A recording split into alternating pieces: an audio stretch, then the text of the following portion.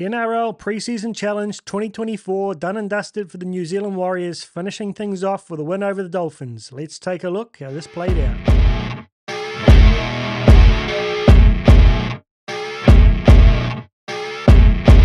Hey team, welcome back into the Warriorholic. Great to finish off the preseason challenge with a 34-22 win up against the plucky Dolphins team who just didn't go away. But that first 20 minutes from the Warriors really set the stage for the day, and we just went on and held them off for the whole 80 minutes. So let's start off, before we get into the individuals, let's take a quick look at the team stats. So 48% possession for us, 52 to the Dolphins. Well done to them there. 78% completion rate from us, slightly down from last week. Not ideal. I would have liked to have been up closer to the 90%, but that lack of continuity, mixing players up. Just a few too many errors there tonight for my liking. 74% for the Dolphins, so they weren't too much better. Average play of the ball speed, 3.2, 3.18, pretty similar there, both pretty quick plays of the ball. Offloads, 8 this week for us. I think we only had about 2 last week versus 10 for the Finns. Kicking meters, 514 for us versus 401 for them. That was a big point for us. SJ with a very solid kicking game again. Forced dropouts, just the one from us. Tackling efficiency, 93.53 for us, 83.53 for them. So great to see us well up into the 90s again. That shows, even though we missed a couple of tackles at vital times, and generally our defensive system is still standing up. Finally, the concerning one for me, 9 errors to us, 13 for them though. But really odd, 9 penalties we conceded. They conceded none. Very unusual statistic there. I won't make any comment. 3 ruck infringements for us, 4 for them. 1 inside the 10 for us. Other than a few balls lost in contact, a couple of balls there like going to people's foreheads, it was pretty consistent for a first hit out. Rightio, let's take a look at the player stats here. A couple of highlights here. Most tackles made, 42 for Tohu. Jeremy Marshall-King with 37, topping the tackles for the Finns there. Most run meters, 196 for our man RTS versus Jermaine Asako with 143. Most line breaks, Marata with 2 and 1 for Tessie New for them.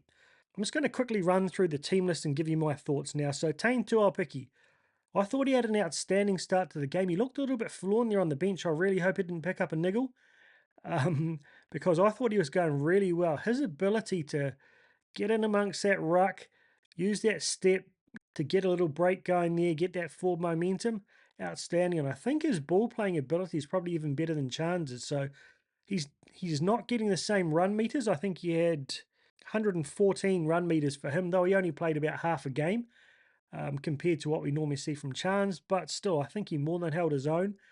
And if he's fit, I would imagine he'll take the number 1 jersey next week. No complaints from what I saw from him. Dallin had a couple of errors there, but still ran for 97 metres. Just the 12 post contact. Probably not his best night ever, but great to see him get that intercept still. If he starts round 1, that's better than he did last year off of that calf injury for about the first 10 games of the season. Rocco Berry, I thought he was actually bloody solid. A lot of people would have been writing him off, but again, very fundamentally sound. He got that solid try where he smashed his way over.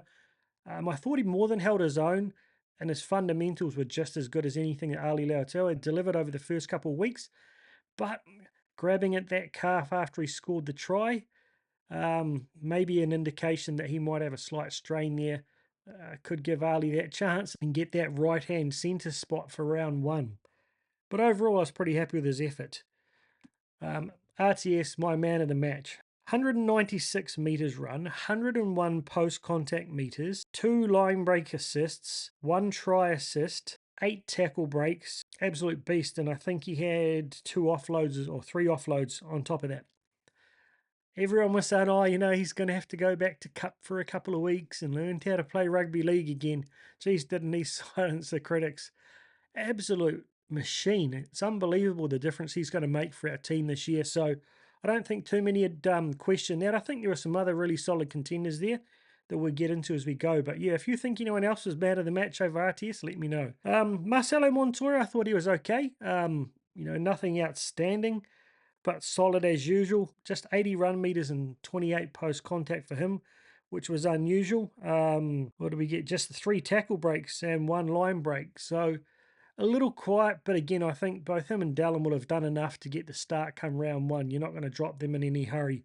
Though he'll probably need to deliver a little bit more than that. If, Rocco's fit and ready to go, they may look at giving Ali a shot on the wing there. I don't know. Luke Metcalf, I'm going to say, should he prove me wrong?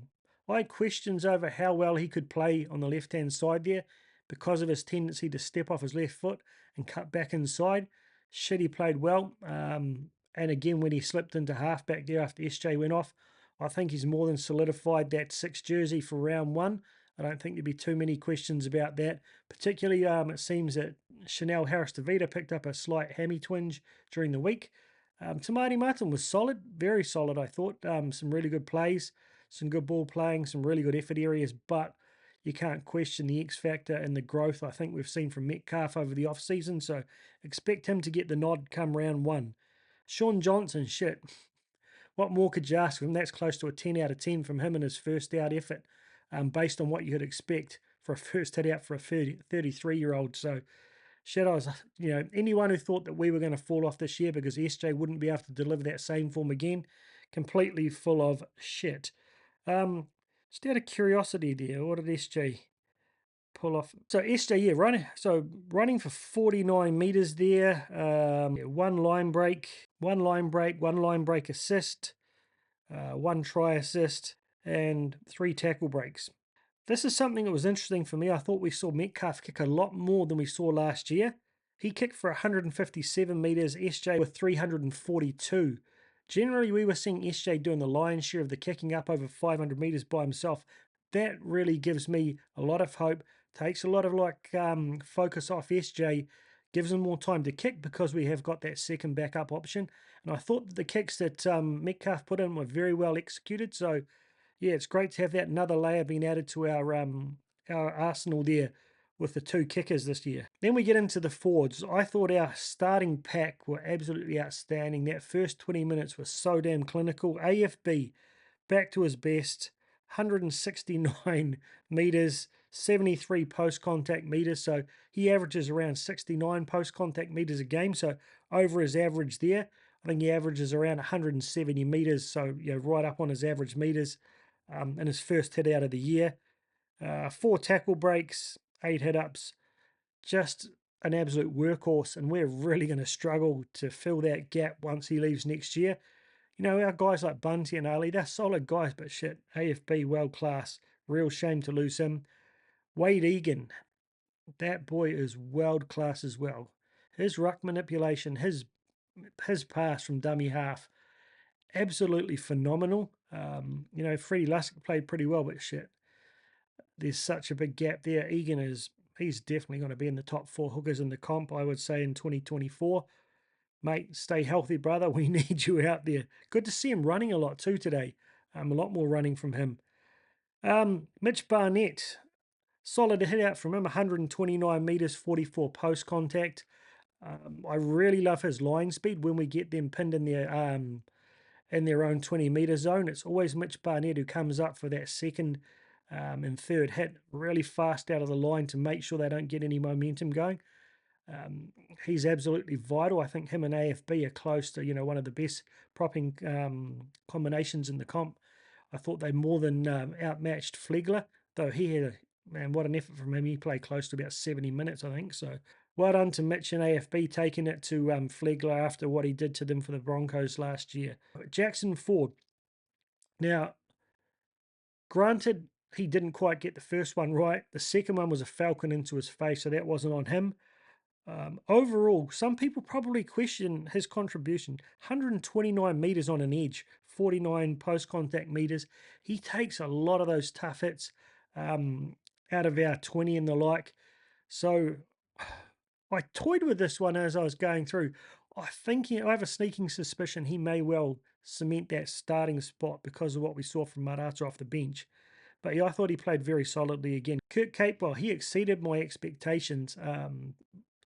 What a professional. I think he played 80 minutes. His effort areas, his defense, he's just a rock. That kick he put through, I love Curran. He played well for the Indigenous team. He played pretty well for the Dogs last night, but Kate Wells, I think he's a level up. So I think he's just going to really strengthen our team out there. Which side of the field he plays on, I'm not 100% sure just yet, but yeah, he's naturally on the left, but he played on the right tonight. Tohu Harris, like I said, what did he get there? 117 metres, 54 post contact, and like I said, 42 tackles. The guy's just a workhorse, absolute workhorse. You see the bandages still all over him there. Goes off with a head knock, but you could just see how, he was going to come back. He looked fresh, ready to go. So really stoked to see him get through unscathed, ready to lead the team out up against the Sharks in a couple of weeks. And then Freddie Lussick, he's an admirable bench option there for us. I think, it's very hard to compare him against Egan, and very few teams are ever going to have two hookers of that class. But I think he comes on, he adds a lot, very solid on D. One thing is he does tend to hang on in the ruck a little bit too long and he gets pinged a little bit, so I really want him to work on that. But overall, I thought he had a solid game. Marata Niakore, I was a bit worried about him. He took that head knock as well, but came back on. He just showed his explosiveness, and you toss up between him and Jackson, and I think a lot of people will want him starting, but for me, I like the idea of having Jackson and Capewell with huge motors, capable of playing 80, and bringing Marata either onto an edge late in the game or through that middle. His explosive power is going to be a definite asset, and I think he has more impact off the bench than Jackson. My inkling is that's how they're going to go, but I honestly have no idea. But yeah, very, very solid game from him. Great to see him bust over for that try. Just reward for a really solid effort. My man, Jazz Tavanga, a bit of a tough night for him. Couple of, very good tackles. Shoulders onto the ball there. Dropped it. He'll be gutted about that. A lot of people just don't see the energy that he brings, and I think the way he lifts the side when he's on there. Everyone knows I'm a fanboy of his, but again, I'm not going to write him off. I still believe that Webby sees a lot of value in the energy he brings off the bench, but not his greatest effort tonight, and I think he'll be kicking himself a bit. What does Webby do up against a very big Sharks pack in a couple of weeks with 3 or 4 props in their rotation? Do we go for someone bigger, or has Jazz proven enough throughout the off-season and historically to get the start on the bench here? Only time will tell. Bunty Ofara only got a few minutes there, solid, made his tackles. There's I don't even know if he had any runs here because they didn't record his meters. So, yeah, I think he was only played, 10 minutes. So, not too much that I can critique there. Dylan Walker, 112 meters in his 34 minutes. I thought that was an outstanding effort from him. A bit of a worry there, clutching at his shoulder there for a couple of minutes, but he did come straight back into the play. So hopefully it was just a bit of a stinger.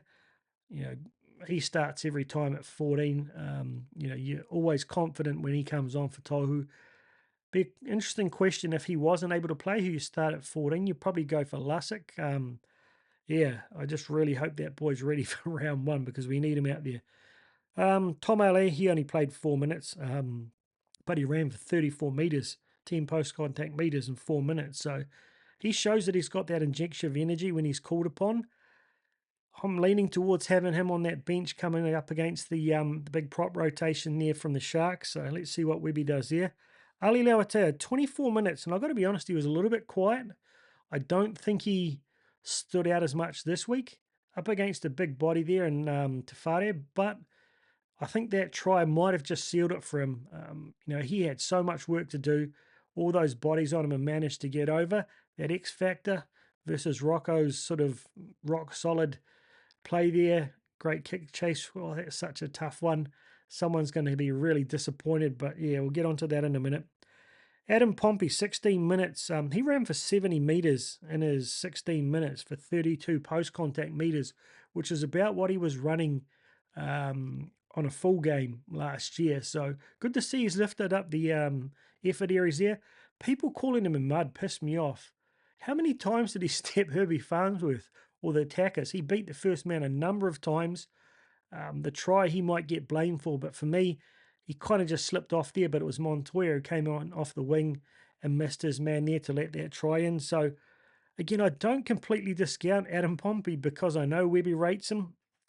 He's probably going to miss out for me, but look, I wouldn't be surprised if he snuck in there, to be honest.